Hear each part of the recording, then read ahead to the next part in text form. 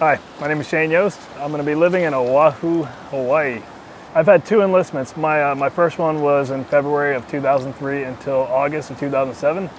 My second one was in March of 2009 until December of 2012. My combat experience, it changed my life pretty drastically. Whenever I joined the military, I was a young, naive kid. I had these ideals that people were generally good inside, that there was no such thing as a bad person, just people doing what they had to do. That changed pretty quickly when I went to Iraq, and I seen that things weren't as cheery and as blissful as I had hoped.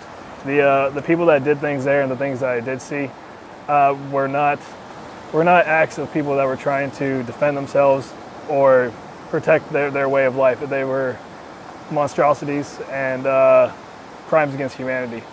And I think that was probably the hardest thing for me to process.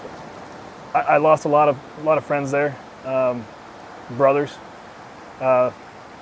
people that were closer to me than unfortunately than some of my family, and that's traveled with me.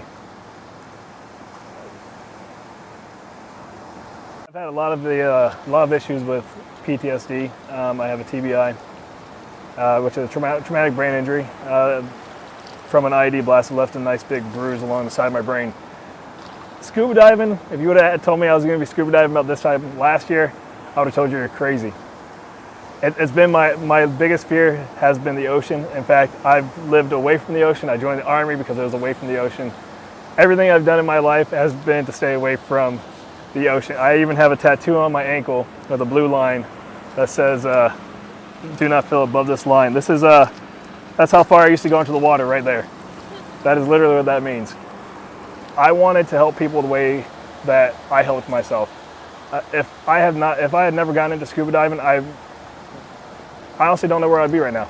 It's opened up a different world to me. Being in the water, it's I don't know what it is. I don't know if it's the barometric pressure. I don't know what it is, but I can think clear. My body stops hurting. The aches and pains. I've had back surgery. I've knee surgery. I've had surgery on my feet. They don't hurt anymore, and it's just peaceful. It's really changed my life in a way that I couldn't have ever imagined. I never would have thought that I could actually be happy. My goal is to find people that are in the worst shape possible, the ones that really think that they can't do it, and show them that, hey, you don't need to be an adaptive diver, you can be an actual scuba diver. Being an adaptive diver means you need assistance. So long as you complete the skills required for any certification, PADI, NAURI, whatever, you can become a scuba diver through those organizations and not be an adaptive diver. After I completed my course with PADI as an instructor, I went and signed up with the Dive Heart Adaptive Diver Program to become an instructor with Dive Heart. Dive Heart is a 501c3 nonprofit organization. Their goals are to get people in the water that otherwise wouldn't believe that they could actually get in the water. Quadriplegics, paraplegics, people that live with cerebral palsy, autism, you name it. They get these people in the water, and the zero gravity provides a physiological and psychological therapeutic environment for them. Anybody can get in the water, just about anybody. From what I've seen, it's magical for people. It's healing. Yeah, for people that live with PTSD, I can't think of any better treatment than scuba therapy. I've been through years and years and years of traditional counseling. I've been committed a few times. I've had several suicide attempts, which I bear the scars. I don't cover them up because I'd rather people know the story. I want people to know the story behind these scars.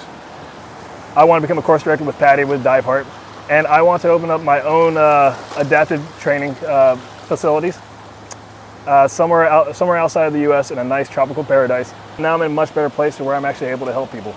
I'm able to do it while helping myself, but knowing that I'm still taking care of myself while taking care of them. That's the way I think we can really change people, change the world, change hearts.